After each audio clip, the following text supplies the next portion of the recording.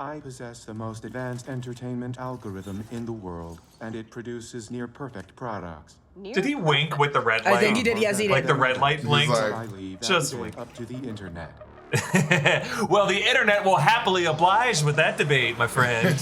Welcome back to New Rockstars. The She-Hulk finale brings an end to one era of the MCU as the final multi-episode MCU streaming series on Disney Plus of Phase 4. Black Panther Wakanda Forever is coming to theaters November 11th, and the Guardians of the Galaxy Holiday Special will be another Marvel Studios special presentation coming at the end of this year. But starting in 2023, Phase 5 will begin with Quantumania and Secret Invasion. So today, we are going to assess the state of MCU Phase 4's streaming series with our individual rankings, and we can all agree that whatever your thoughts are in this current transition period, we need to talk about Kevin! This is Inside Marvel, New Rockstars weekly Marvel reaction show. I'm Erik Voss. With me today is Jessica Clemons and MT, and we are terrified to rank these titles. Yo, like, people have been asking me to rank these MCU titles for months now. It's like, yo, MT, like, what's your ranking? I'm just like, you know what? I don't really like ranking them. Well, today's the day. Today's the day. thing is, we're gonna rank these titles. We've done this on the break room with like the Phase 4 movies, and the situation is I rank mine based off what I enjoy, and it still will start a circus amongst people. And so if you guys put it in more niche terms, and you're like, okay, well, which ones do you think is cinematically best, or the writing's best, or better for the MCU? I can rank those, but this is what I like. This is what I like. This is true. There is no wrong answer. Yes, there is. There is no wrong answer, but there's also no right answer because everyone's going to come after us anyway. And you know what, Jess? I think what you say, your way of ranking things is a smarter way to do it. I just do it based off of how I'm feeling when we hit play on this recording, because I'm like, my opinion, my ranking is constantly changing. If we were to do another one of these episodes next week, I would probably change the ranking. So really, this is just a snapshot for how we're feeling in the wake of She-Hulk finale. Which I think is a fair time to snap a Polaroid of us right now, because that really is how you're feeling. You know, when we walked out of the theater for Thor: Love and Thunder, I was feeling one way, but like months later, I'm like, oh, I don't know if that stayed with me as much as I thought. I said it was my favorite thing that ever hit the MCU. And then after I listened to a lot of people, I was like, maybe I was high off watching it, you know? Not like the high of like after you leave a theater and you're like, oh, that was great. And it was the most recent MCU movie we saw, and I cried, and then I have to come out and be like, it's not my number one. Like, yeah, it's my number one.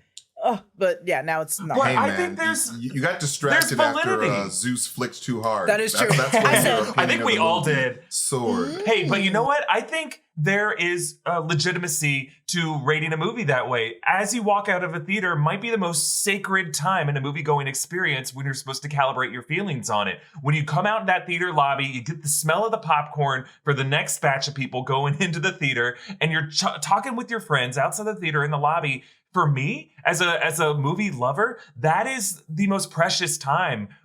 Those are the moments I remember the most. Like after going to see like The Dark Knight or Inception or other movies not directed by Christopher Nolan. Like when I'm in the parking lot with my friends, or we're going to Steak and Shake afterwards, and we're all like talking about what we liked and what we didn't like. That's when you're supposed to fortify or cement, capture in stone exactly how you felt about a movie. And then sometime later in your life, when you watch it with like a loved one or with your family, then your feelings about it change. But I think it's important to capture that moment right after seeing a movie, and it's not wrong for feeling a high or a buzz, because that's what the filmmaker is designing these movies to make us feel. Just rant over. I'm sorry for yelling at you both. No, this is totally fine. Personally, after I walk out of the theater, I like to adopt the personality of the main character as I'm walking out. I don't like that. Because that's the time to do that. It's that feeling where you walk out of the theater and you're just like, you know what? I am Leonardo DiCaprio in Inception. I will shoot someone in my dreams for the sequel. See, I was like, yeah, you see the Batman and you're like, you know what? I should fight crime on a scale of what I think is bad and good. Exactly. But after I watched the Batman, I was like, maybe something is in the way. Maybe maybe something is in the way. Maybe I am the shadows. Maybe I am the night. Oh my Worth God. pondering. I love you both so much. I can't wait to destroy our professional reputations by ranking these titles. So let's just dive into it. So MCU Phase 4 rankings were limited just to the Disney Plus shows. Now we didn't know at the start of Phase 4 when exactly Phase 4 began or when it would end, but at Comic-Con last summer, Kevin Feige firmly drew the boundary lines by confirming that Phase 4 would end with Black Panther: Wakanda Forever in November, and Phase 5 would begin with Ant-Man the Wasp: Quantumania in February. Now that means She-Hulk was the final Disney Plus MCU streaming series of Phase 4, and again, we still have the Guardians of the Galaxy holiday special coming this year, but like Werewolf by Night, that will be a one-off special presentation. It is MCU canon, just not the same kind of multi-chapter narrative that seriously aims to move the ball forward in meaningful ways, though. I guess you could argue not all these multi-episode series have done that, but I think just the intent by Marvel Studios, by how they're presenting these stories to us, I think we should rate these multi-episode stories on a different basis. So that leaves us 8 titles that we're going to be looking at today: WandaVision, The Falcon and the Winter Soldier, Loki, What If, Hawkeye, Moon Knight, Ms. Marvel, and She-Hulk. For now, we're going to leave out the movies. We're going to leave out Werewolf by Night, and we're going to leave out I Am Groot, but we will add those in later in different ways in this episode. So we're going to go one by one, and we're going to start at the bottom of our rankings. Sorry. Okay. Sorry. We're gonna talk about why they didn't work for us, but that doesn't mean that they're horrible, because we're just ranking them against each other. I think we can all agree that all 8 of these titles had their moments and had things that are worth praise, but some that are also worth criticism. So let's talk about, what do we think? What Phase 4 MCU series do we think struggle the most? At the bottom of our list, number 8. Who wants to go first? I can go first. I don't think it struggled, but I do think because of the pandemic, it did put a kind of bad hold on this one. I put Falcon and the Winter Soldier. Okay. Me as well. I did as well. I did as well. So we all agreed. Hey, triplets. I remember. All right. I remember during it, they were like, I know there was a lot of stuff with the what the person got sick from, and I know they took a lot of stuff out because it was reminiscent of COVID. And I remember being like, it does suck the timing in which this does come out, but it did take a lot out of the storyline for the Flag Smashers and their families. And I was like, I'm really interested. So I just feel like that was the one bump for me, but it doesn't make it a bad thing. It genuinely, for me, that's how I felt. Release the Mama Danya. Yeah, cut. release. Mama Yeah, Danya I need is her supposed to be story. the cornerstone of the MCU. Very fun and it characters. got ruined. I love Baron Zemo in it.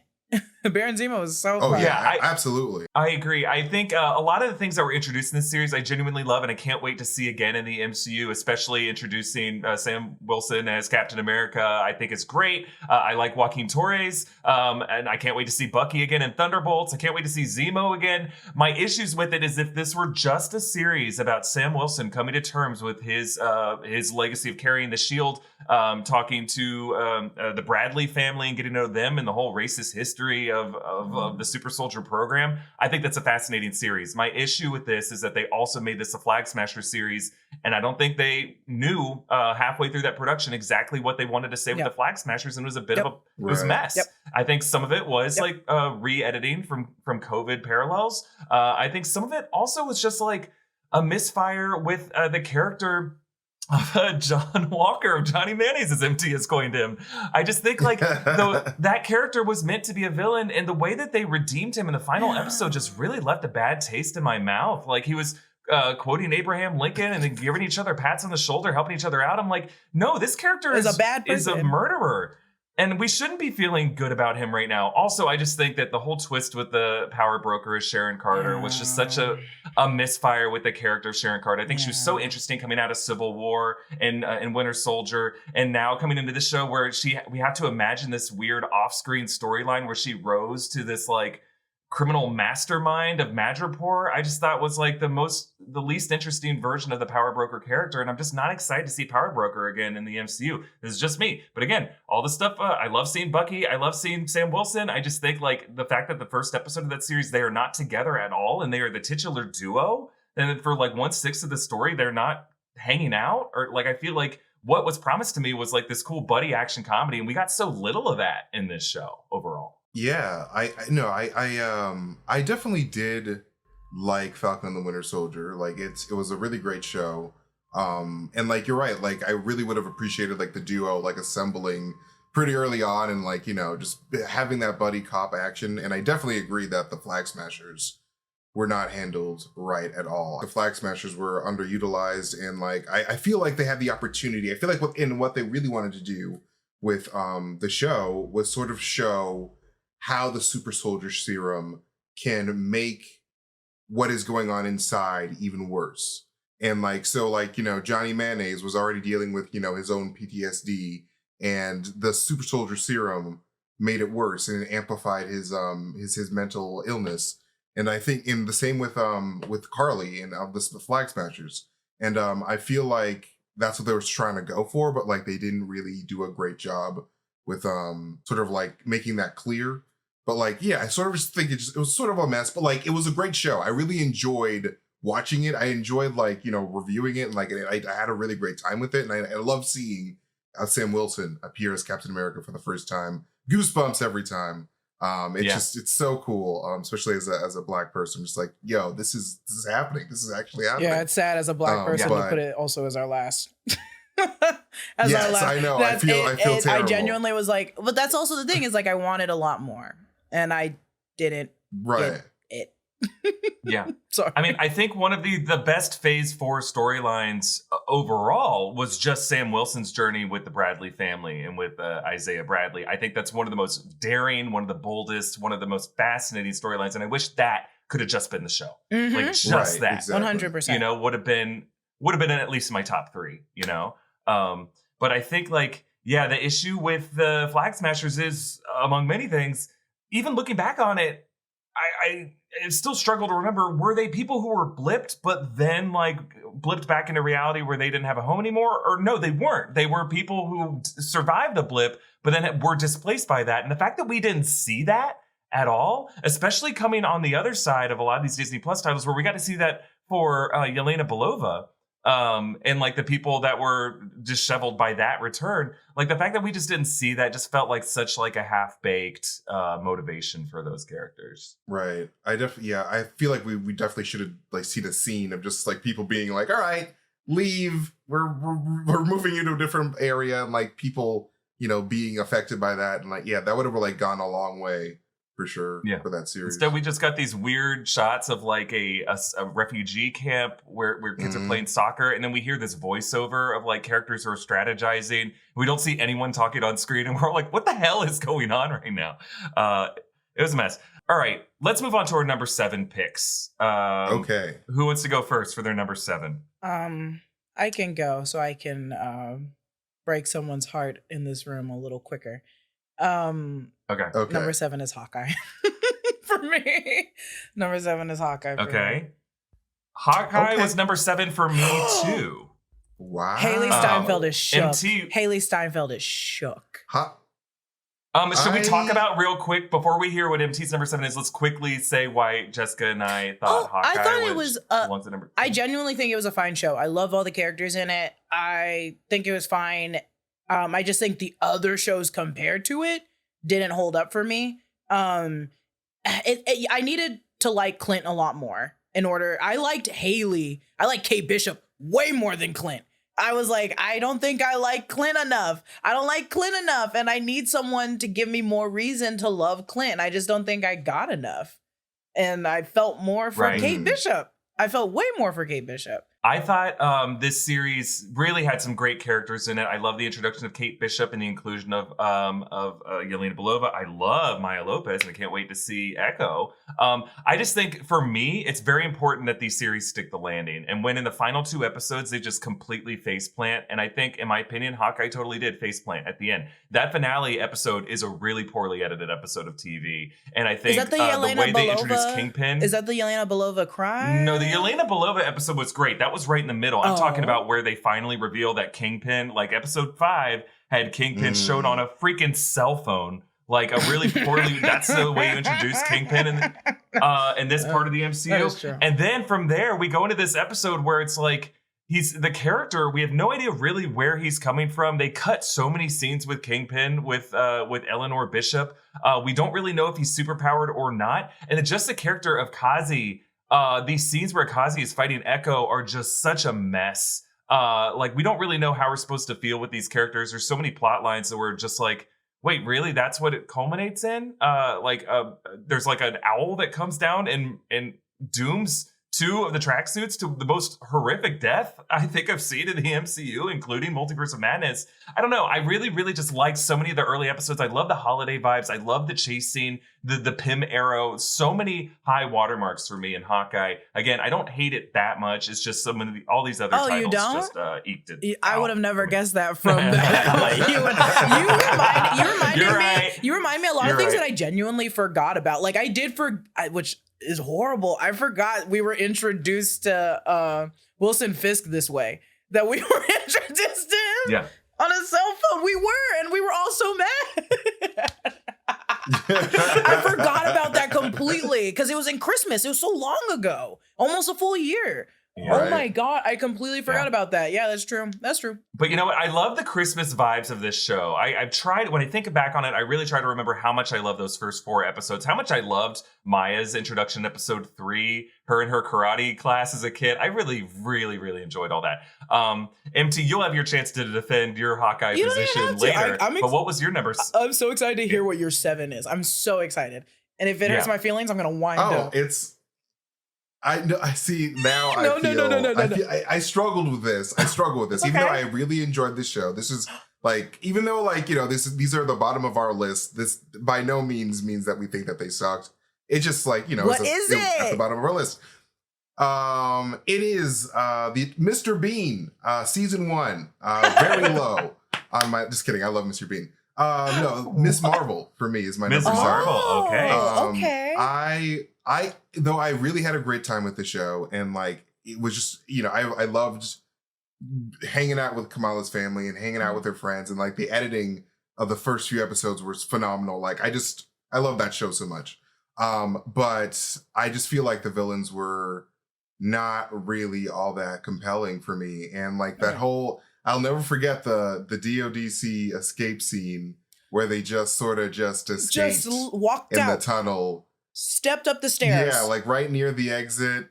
And like, it was just like, whoa, like really? And like, I wanted to see more of the clandestines dimension and like how they lived. And like, they kept talking about, like we live this way. And like, these things are like show us what your universe is like. Cause it seems like you guys are just like energy beings. So like, show us the stakes, show us what it would look like if you guys, if the fault, or the crack or whatever, forget what the it's veil, called. the veil. The veil cracked. Yes. The veil cracked, and like what would our universe look like? And like and like we didn't really get that. And like I liked how they tied the crack in the veil with like Kamala Khan's symbol, and like, you know, that's sort of what that means. And like I like that Kamala has her roots in this interdimensional like species or beings. But like I just feel like, you know, having that final battle with Cameron, it was nice symbolism, but like it just didn't really do it for me. Like the whole, I wish that her origin story was a little bit more like, oh shit, like what, like these villains are really compelling, and like we didn't really get that. And like there's plenty of room for that in the future, obviously, but like I just wanted more from that. But other than that, like the show was great, and like I loved Iman Vellani's performance as Miss Marvel. And you bring up a lot of good points, MT. And you're just like, you know, you're reminding me of a lot of issues I had in the middle of that season of watching Ms. Marvel. Yeah, a lot of the stuff with the clandestines in the Veil is just really, really underdeveloped, and we don't really get to explore it nearly enough. It seems like they were trying to fit a lot in that series. And yeah, it definitely did lose me, especially at that wedding fight where all their powers were supposed to be like, this was supposed to be a big spectacle of superpowered people fighting. When they got arrested and put in the DODC and they're able to break out, it makes no sense. I think everything with the clandestines was a bit of a mess. To me, they were the flag smashers of Ms. Marvel. Yeah, it's just like, they didn't need to be part of the show. The flag smashers didn't need to be in Falcon Winter Soldier. And the clandestines did not need to be in Ms. Marvel, in my opinion. But that was just me. Yeah, I feel like they're just, I feel like they could have been in those shows, but they could have just been handled a little bit better. But you know, it is what it is. It's all good. Let's. I was gonna say my 6 and 5 are kind of interchangeable. I don't want to jump ship. I don't want to jump and tell you my 5th, but they are interchangeable, and I just kind of want to say that before I say what my number 6 is. Okay. Okay. I put my number 6 as She-Hulk. Okay. Jess, so far you and I are exactly the same. She-Hulk is my number 6 as well. Did you look at my list? Did you hack into my computer? No. I think our number 5 is the same. Jess works for the Pentagon, confirmed.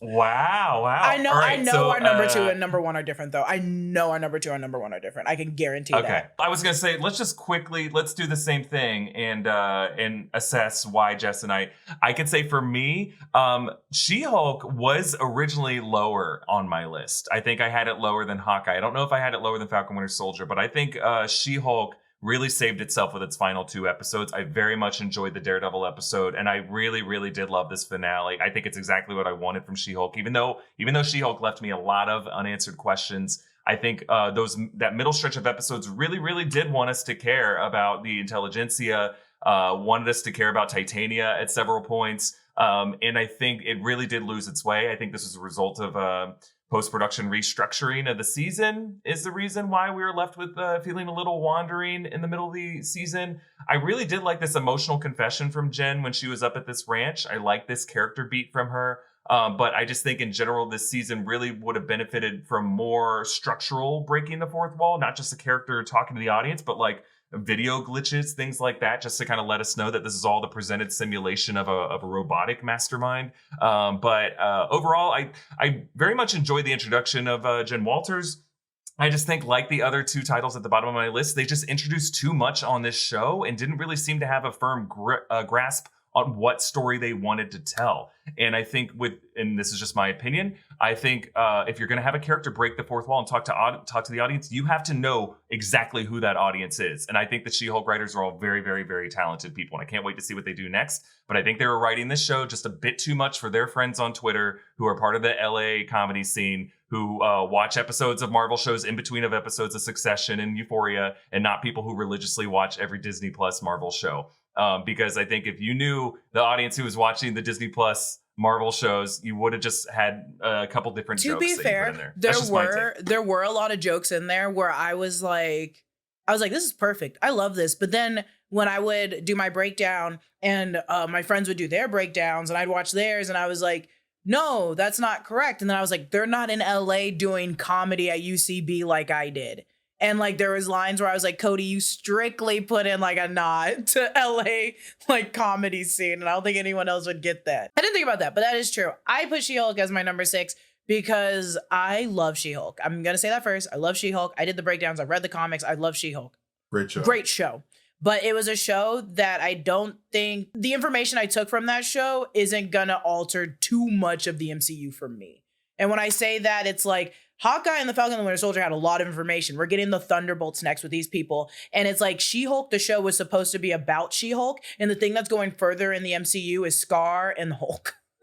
So I didn't really, was like, the show's about She-Hulk. And then the thing that we're going to really be talking about is Scar and Hulk. We're going to talk about Daredevil too, but Daredevil's also going to get his own series and be an Echo. So it's like, he didn't need to be in She-Hulk to be a bigger person. He's going to get his own show and he's going to be an Echo. So it's like, he's fine. He's fine when not in She-Hulk. But like, I was like, there was a lot of stuff in here that I was like, this is for me as a 30-year-old woman, not for me as like a Marvel fan, which I think is okay. And I just, a lot of the counter argument to that, Jess, I've heard is like, well, not everything has to be for everyone. Sometimes, and to that I say, yeah, I think there are some shows that are trying to prioritize one audience over another. I think that's totally fine. Yeah. But I would make that same argument for some other titles on the list. I don't think the show Euphoria was written for me, but I still very much enjoyed Euphoria. I think that's an A+ episode. I think it's an A+ TV show. I think if you do it right, a show can still elevate and give representation to a different type of character and a different storyline, while still inviting an audience who that isn't necessarily for into enjoying it. And I don't think She-Hulk did that well enough. To be fair, to go along with my thing, my number 1 is kind of in the same book, and we'll get into it in a second. My number 1 rank is kind of the same thing. Cool. But let's keep moving on. MT, what's your number 6? My number 6 is Hawkeye. Okay. I put number. So you put Hawkeye and 6. then Miss Marvel. Oh, there's a writing over here. Right. Okay. Okay, fair enough. And like, I struggled with this one because like, I really enjoyed both these series again, But like, I really just loved how Hawkeye had like a really good Christmassy feel while also introducing Kate Bishop in a really dope way. And like, you know, I've been wanting Kate Bishop in the MCU for forever. And like after reading like the Matt Fraction run like of Hawkeye, which is like the #1 run, I'm just like, bro, hearing that they were gonna adapt that, I was like, yo, let's go. Like it's like literally so much fun. It's such a fun run. And they did a great job with adapting it. But like the reason why it's so low for me is because you know, like the villains weren't all that interesting. And I just felt like I like the tracksuits, and those were really fun, but like I didn't really know what they were doing with the watch. And like they didn't really spell that out and like why they were going after it. And I'm sure that's gonna be really important later on in the MCU, but like I don't know. You know, and the revelation that like, you know, she's Mockingbird apparently in the MCU is I mean, it's not really confusing for us because like we've sort of like assumed that the Agents of S.H.I.E.L.D. universe is not 616 and it's like an adjacent neighboring universe. But a lot of people seeing that were just like, whoa, what happened to the Mockingbird from Agents of S.H.I.E.L.D.? So like, I don't know. I just feel like they could have just explained that more and why that was a bigger deal. And like, you know, again, like you guys said, the Wilson Fisk reveal.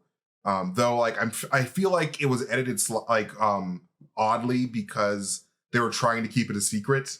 Because like I was like, that's all I was thinking when I was watching that episode. I was like, all right, they're probably in this secluded room because like if they were like outside, like everyone would know. Like all of his scenes were just like hidden.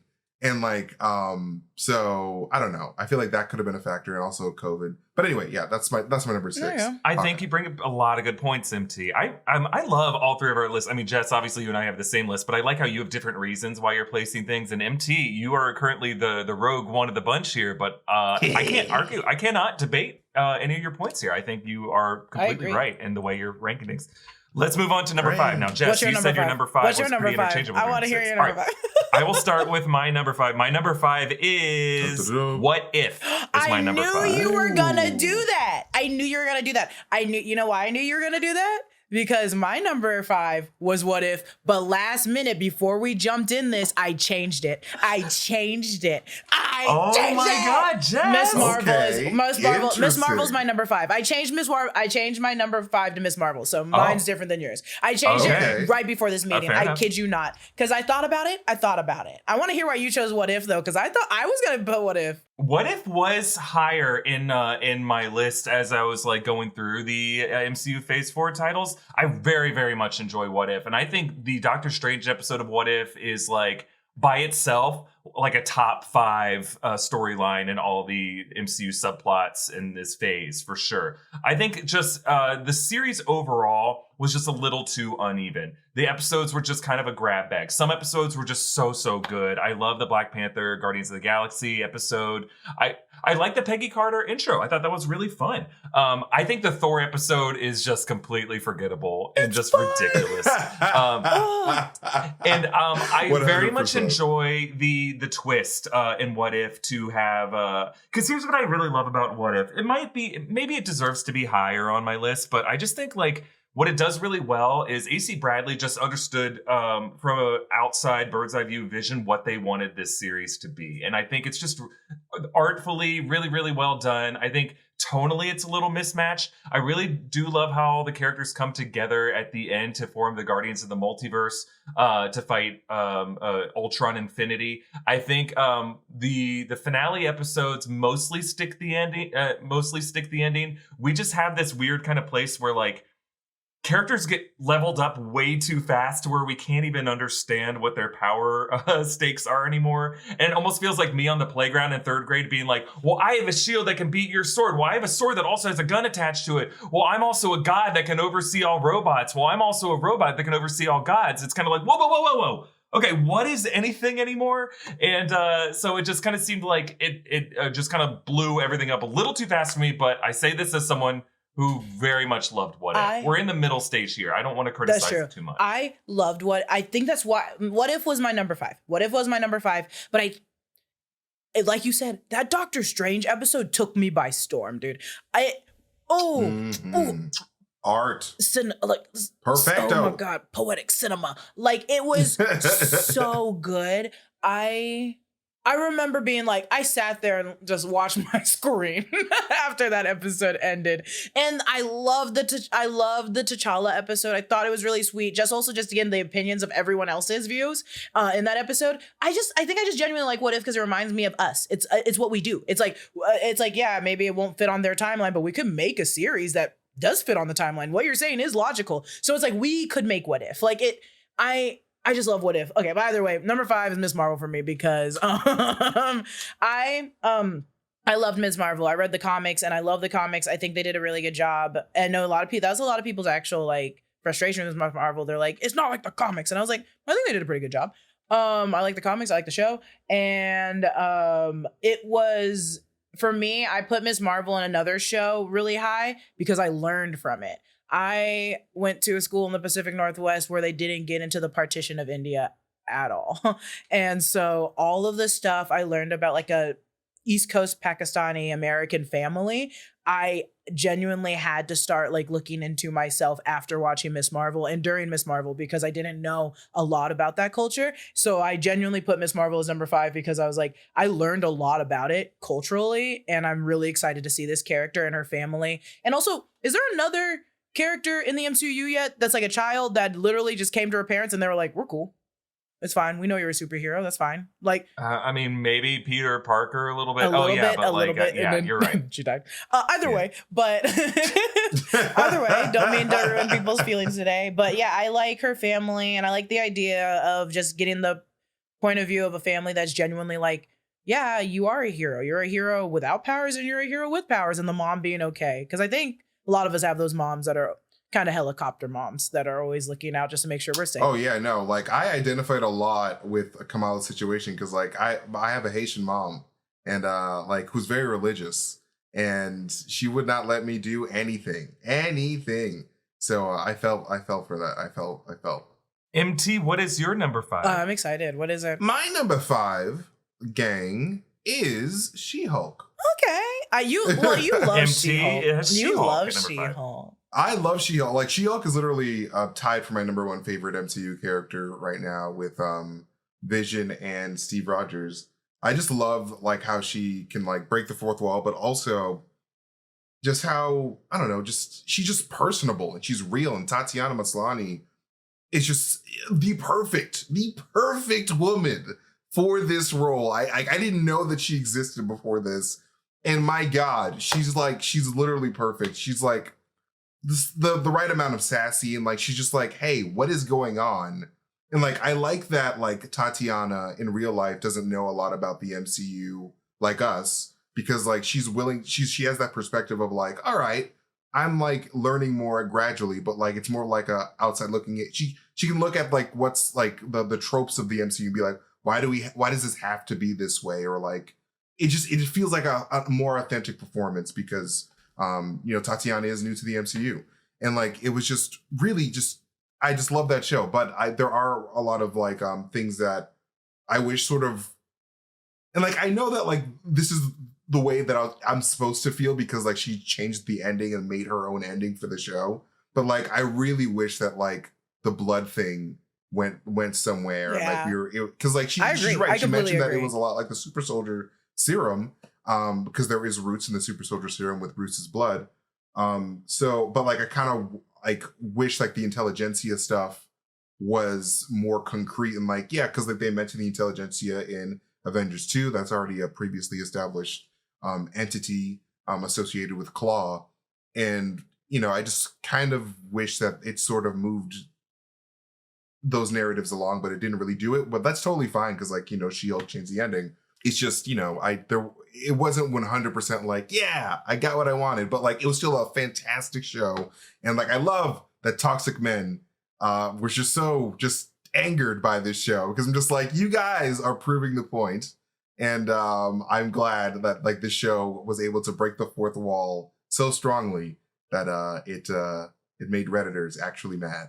So, it's pretty crazy how like how prophetic these writers could be and anticipate every argument. Like, sure, maybe they added some lines in post, but they added plot points based off of what they anticipated the response to be, which I just think is pretty brilliant. Yo, it's fucking like 5D chess, bro. Oh, for sure. All right, we're halfway through our lists. I want to continue, but first we want to thank some sponsors who helped us make this episode. The second season of the hit show, DC's Batman, The Audio Adventures, is now on HBO Max. Gotham City, a seething cauldron of crime and corruption, is about to boil over. In the long shadow of Two-Face and the Penguin's combined criminal might, Gotham City is gripped in twin fists of passion and terror. As Harleen Quinzel bulldozes a path to her heart's desire and Scarecrow floods the city with new and improved nightmares. Tune in for a tale of life and death in Gotham City starring Jeffrey Wright, Rosario Dawson, Bradley Whitford, Gillian Jacobs, Kenan Thompson, and Chris Parnell. Friend of the channel, Bobby Moynihan plays a penguin. He said in an interview with TV Insider that it's the role he's most proud of in his career. Stream DC's Batman, The Audio Adventures, Season 2, now on HBO Max. We also want to thank Helix Sleep for sponsoring this episode. Sleep is important, and here at New Rockstars, we trust Helix to protect our sleep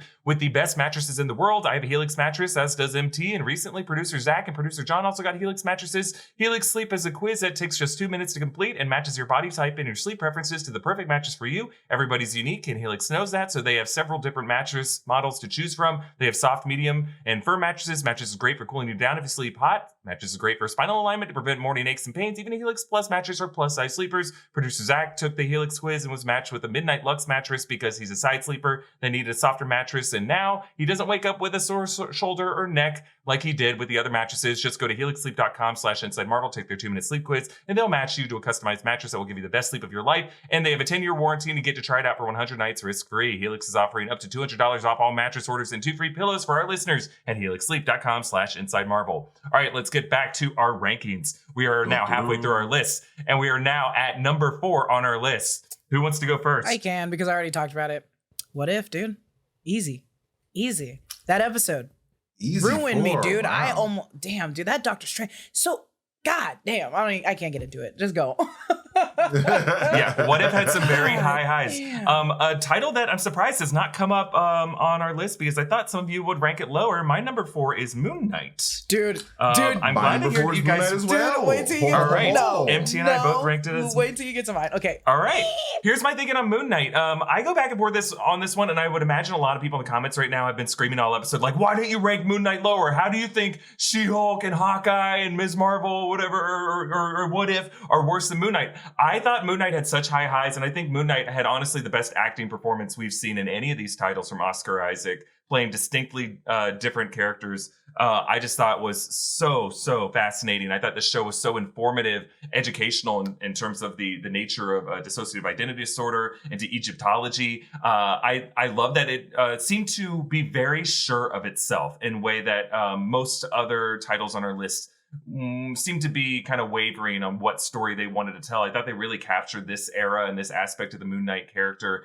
and fit it into the MCU in a way that seemed really seamless. And speaking of seams, I don't think Moon Knight is given enough credit for having the best suit, the best fit of any of these characters. The way that suit weaves over the character and encases him. To me, it's right up there with Tony Stark first Iron Man movie. And when I was at D23, I looked at all the costumes and I'm like, sure, you know, the WandaVision costume's pretty cool. The Loki costume's pretty cool. But the Moon Knight, I looked at each one of those costumes, the suit of the tie, the suit, and then that ski mask that goes over, and then just like the hooded suit with the pointed edge. Like, that is so important. Like, the costume design is often just kind of neglected in the MCU in a lot of these titles, but Moon Knight, I think, is so authentic. I thought it was so creepy and weird, and I can't wait to see more of this in the MCU.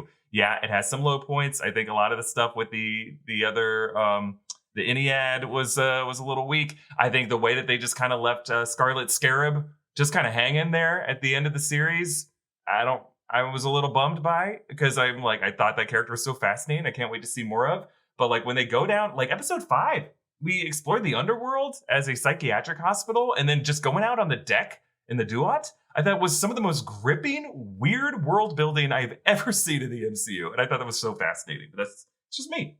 No, like I completely agree. Like that's why I put Moon Knight as my number 4 for I just feel like it could have been, I feel like it would have been higher if it weren't for the loss of that actor.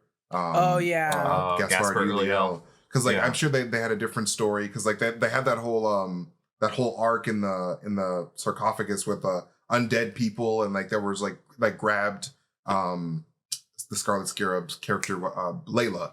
I feel like there was the whole sequence there that they replaced for that for Steven and Layla sort of like having that little moment with that mummy. Yeah, but like I don't know. I just feel like they were just sort of like caught up with editing because they had to edit around his death.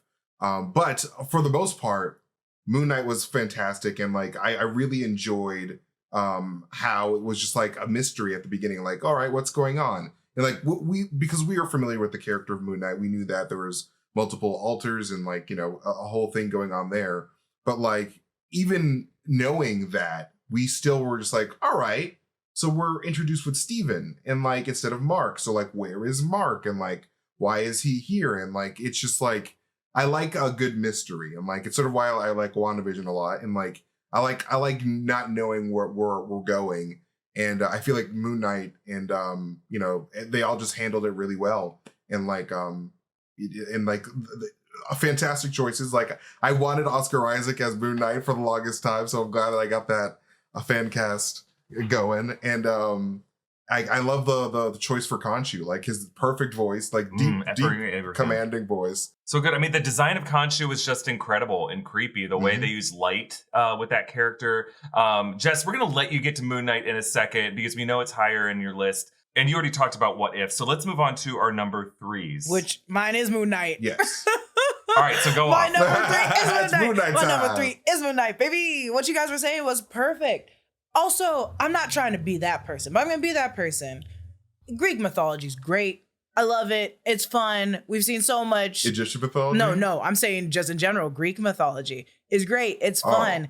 But how much y'all know about Egyptian mythology? How much you guys know about these Egyptian gods? How many of us were going into Moon Knight being like, oh, I don't even know if I'm gonna watch it. Not us 3, but you guys in the audience. A lot of you guys were like, I don't even know who this character is. Turned out to be one of the best things to watch. Are you out of your mind? That show did a full 360 for people.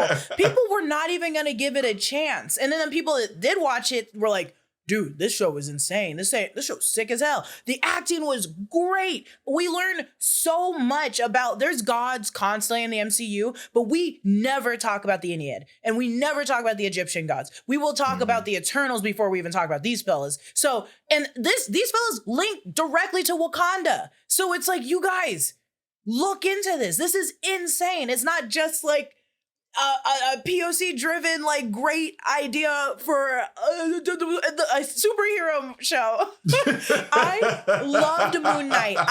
My best friend was like, is obsessed with Moon Knight. This is his number 1 character since he was a child. He was like, here's the comics you need to read. I read them. I was like, this is phenomenal. And then when I watched the show, I was like, oh my God. So it's number 3. Number three. Fair enough. Oh. Fair enough. I'll tell you, that's very fair. Very, very fair. I agree. All right, MT, what was your number 3? My number 3, I'm going to have to say, is What If. And I am disappointed that What If is not in your top 3 because like you guys all said, that Doctor Strange episode was phenomenal. And yes, we did have the Party Thor episode, which was like very much tailored for kids. It was a fun episode, but like it was like all right, kids, here's your episode, like purely for you. Have a fun time. But you know, it's just that the whole, like you said, like the Guardians of the Multiverse and like being introduced to Uatu, and like you could tell that like the MCU was setting up a much bigger narrative here in What If that we're going to see come into fruition probably during the Secret Wars era when we're going to see these crossovers of like characters that we never think, like there's a potential now that X-Men 97 could very well be in Secret Wars. We can see the X-Men 97 X-Men with all the MCU characters because like your What Ifs now allow for your animations to be crossed over into the MCU. So like I think the What If in terms of like the episodes, like I just had a good time, and like not knowing what's going to happen because anything could happen. It's just so much fun, like especially considering what we do for a living of just like analyzing Marvel comics and like, you know, just sort of like being able to predict the path. With What If, it's just like, all right, what if, I don't know, T'Challa was Star-Lord? What's going to happen there? You probably wouldn't imagine that Thanos would be in Wakanda to being nice to everyone. I didn't see that coming. So I like that value, and I hope that show never gets canceled. I hope it just keeps on going forever, because we can just have a lot of fun with that. Anyway, sorry. That's me. You bring up a lot of good points, and that show really did open our mind to possibilities in ways that other shows didn't. My number 3 is Ms. Marvel. I'm proud. I'm happy. Marvel. I'm happy. I think and a lot of people are gonna say, "Oh, you just like flattered by Iman Vellani being a fan of you." I am obviously a fan of Iman Vellani. I think that's really cool. But I just think the reason I rank this show so high is like, this is the example. This is the way you do it. If you want to bring in an audience to sympathize and empathize and connect with a character who they have very, very little in common with, this is how you do it. You highlight an aspect of that character that is universal. And what this character, Kamala Khan, and this is true for her in the comics, is what G. Willow Wilson did so well, is she's just what every MCU fan is. She's a fan of these Marvel heroes. She wants to be one of them. She's a fangirl. And that's something we can all connect with. Like, I was shocked at how much I connected with this character, and it reminded me of things that I had long forgotten about my high school experience. And the fact that it transported me back to high school, I was like, holy crap.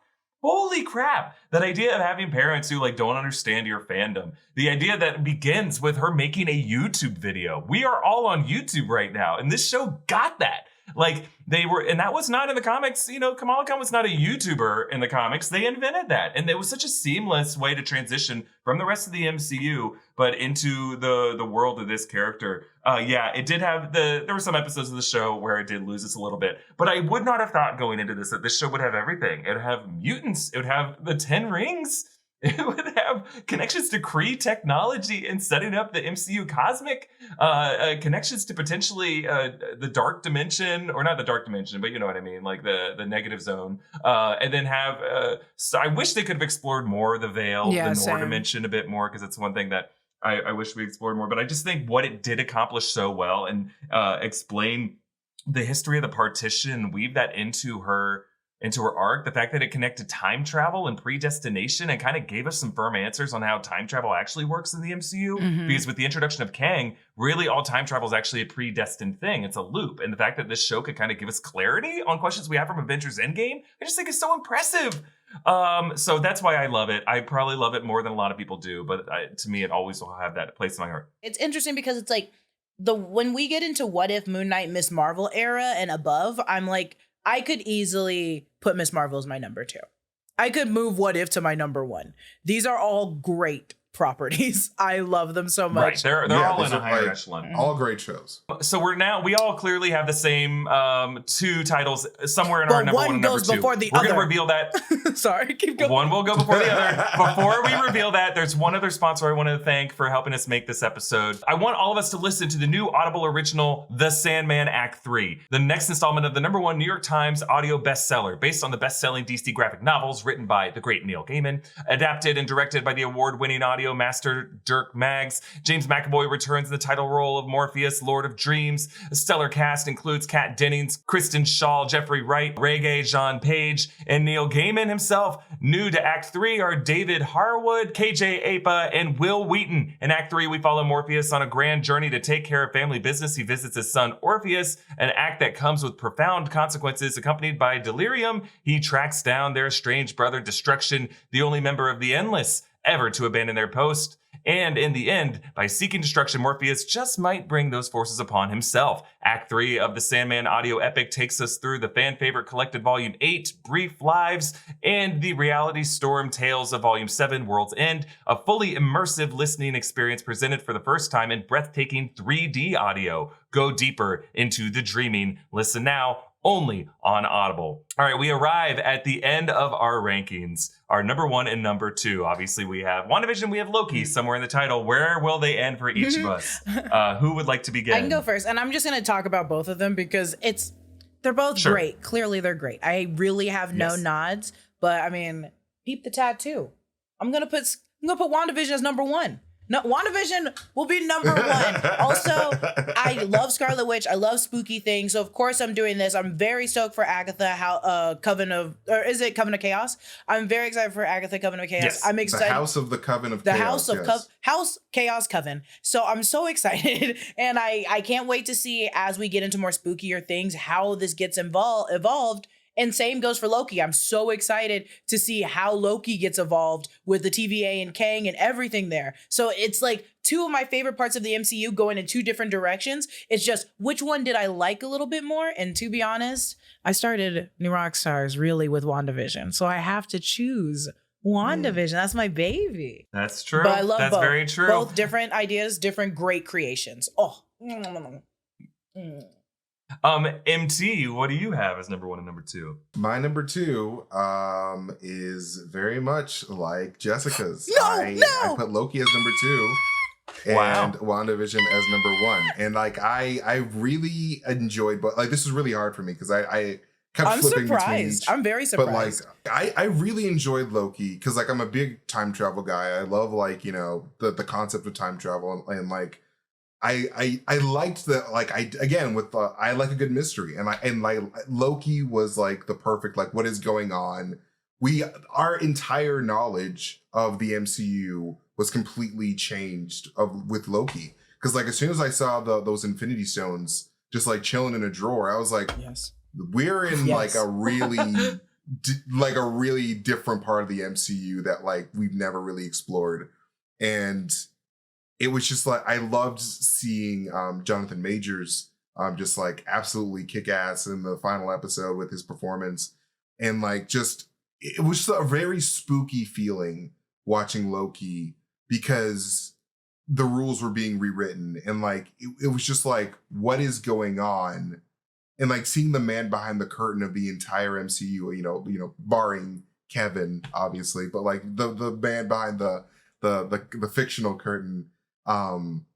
It was just so profound and so really cool. But like, I really like that. But like with WandaVision, like I'm a big fan of pieces of media that like can speak to people on an emotional level and on a human level. And, you know, given that WandaVision came out like during the pandemic and like we were all sort of just, a lot of people were dealing with loss. And like, you know, people deal with loss all the time. But like with WandaVision, you know, specifically being about depression and how like you feel empty and like you just, the self-destructive nature and like just having a difficulty letting go. I think that was just super special in terms of just like people finding comfort in that. And I think that's why I'm rating WandaVision so high, because it's just a really meaningful show that was also f***ing amazing. And like in this presentation and like the music and like it just, the Vision moment when Vision was saying help the people while he was like himself was disintegrating, that was like top 3 MCU moments for me. That's when Vision became one of my top favorite heroes, because like it was just like, wow, what a selfless being. But anyway, yes, those are my top 2. What about you, Eric? Okay, so I have to diverge. My number 2 is WandaVision. My number 1 is Loki. I'm surprised. I thought but- you both would put Loki as number 1. I genuinely am I'm very surprised. Yeah.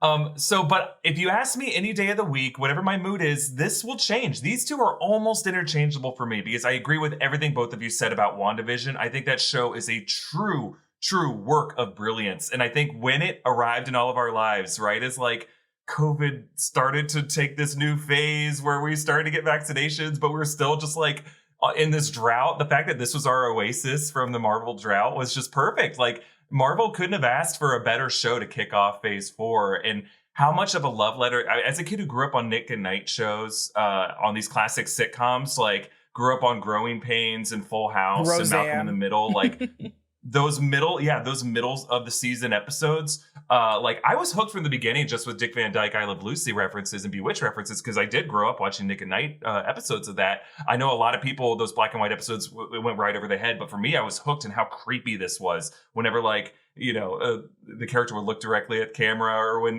they're like, stop it. It was like true Twilight Zone horror for me. And like how perfect Matt Shackman calibrated those homages to classic sitcoms was just great. I love the mystery factor. Agatha all along was, I think, the best needle drop we've had in the MCU to date. I love the character of Agatha Harkness. I just think a lot of I think the finale, just with the reveal of Ralph Bohner, I think they just slightly missed the mark with what fans were hoping from that character. But that doesn't mean it can't get fixed in a future title, right? But I love WandaVision so much. I love What Is Grief If Not Love Persevering. Loki, though, is my number one, because in my opinion, Loki did not have a single weak moment, did not have a single weak link. I love every single character that was introduced, and I was so blown away how in those 6 episodes, they were able to keep you captivated in the lore and the world building and the new rules that they gave you. Every single episode gave us new rules, gave us new terms, gave us a new lexicon, from Nexus points to Nexus events, apocalyptic events, the way timelines work, what the timekeepers are, so that even by the end of it, when it pulls out the rug from beneath us, it doesn't negate anything that came before. And you feel like you are attached to Loki, to where the rug keeps being pulled out from underneath you each episode. The settings, the landscapes, the production design of this show, the performance by Tom Hiddleston, the character of Sylvie, and then of course the masterful performance by Jonathan Majors as Kang the Conqueror, or He Who Remains, but a variant of Kang. Like, this was the first time in the on these Disney Plus shows where we really did feel like, oh, this is a major big bad. In these Disney Plus shows, we actually have to watch them episode by episode, because these are going to have consequences. That we're getting, these rules that we've learned are actually important to the films. Did you say the fact that they could captivate us? I was like, did you say the performance of Richard E. Grant? I didn't talk about Richard E. Grant, but you're totally right. He is incredible on this series. Fantastic. And the fact that he could verify a fan theory that we had 4 years prior on this channel. What? When he said that he was a piece of debris floating, that was a video that I made on this channel 3 years earlier. Now, I'm not saying they watched our video. That was a fan theory that was floating around in the MCU. But maybe they did. But maybe they did. I just think Jonathan Majors is such a good actor. The fact that they could captivate us with just a monologue from him. I think characters in rooms having conversations is not always easy to make good drama out of. And the fact that they could with this Loki finale, I think it's almost a perfect show. I think, to me, the Loki series, the 6 episodes of Loki, is not only the best of these Disney Plus titles, I think it's better than all of the films of Marvel Phase 4. I put that over Spider-Man No Way Home. I'm sorry. I just think that's incredible. That was such an incredible masterclass in storytelling, in my opinion. No, like, I really enjoyed Loki. Michael Waldron did a fantastic job. And I'm so excited to see what he does for Secret Wars. Because, like, I really liked with Loki in particular that, like, we're seeing sort of like his punishment for his entire life of being a shitty person, especially for what he did in New York. Because, like, you know, with the Loki on the main timeline, he sort of like is always like getting away with it, and like, you know, like, ha ha ha, I'm just like, you know, just being a trickster or whatever. And like, he finally got his comeuppance with Thanos. But like, I just really enjoy seeing Loki suffer, because you know, even though like Loki's a great character, but like, I like seeing him like just completely flip and be like, I don't really want a throne. I just want to be loved and to be accepted and for me to love myself. And so I don't know, I think that's really great writing. Anyway, the end. Loki was on a whole other level. You know what?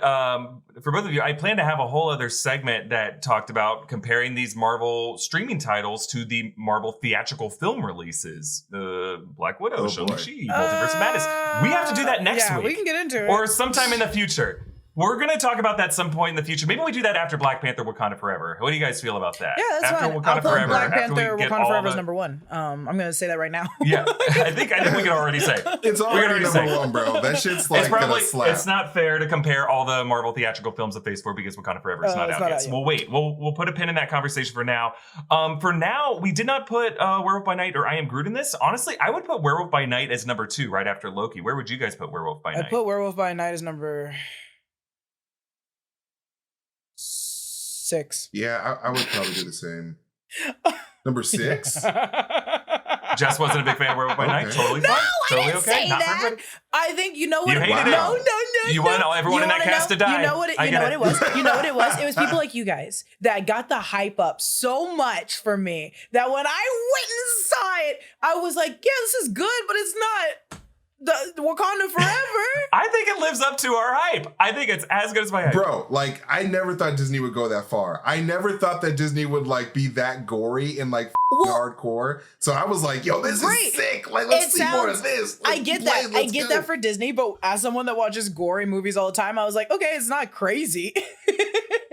Yeah, but, like, you know, just like that, the fact that we know that the Marvel Studios is able to go this far with, like, their gore and their action. It's just like, all right, let's go. Like Deadpool, Blade, like Blade's I'm gonna so be much wild less now. worried about those productions because it's gonna be like it balls better to the be wall. wild. That's true. They have all the time in the world to make it now. Right. So we're gonna leave it there, but thank you all so much. You're gonna tell us your rankings anyway, so we don't even need to ask you. But yeah, let us know in the comments below your thoughts on all of our rankings. And please know that like your ranking is the right ranking. So like, don't for sure. No matter Each and what we every said. one of your MT and rankings. Jess, I applaud you on being so brave and sharing your honest thoughts on these titles. We'll leave it there for this episode of Inside Marvel. Follow me at EA Voss. Follow MT at MasterTainment. Subscribe to Inside Marvel wherever you get your podcasts. We'll see you next week. Bye-bye, everybody. Bye. Bye.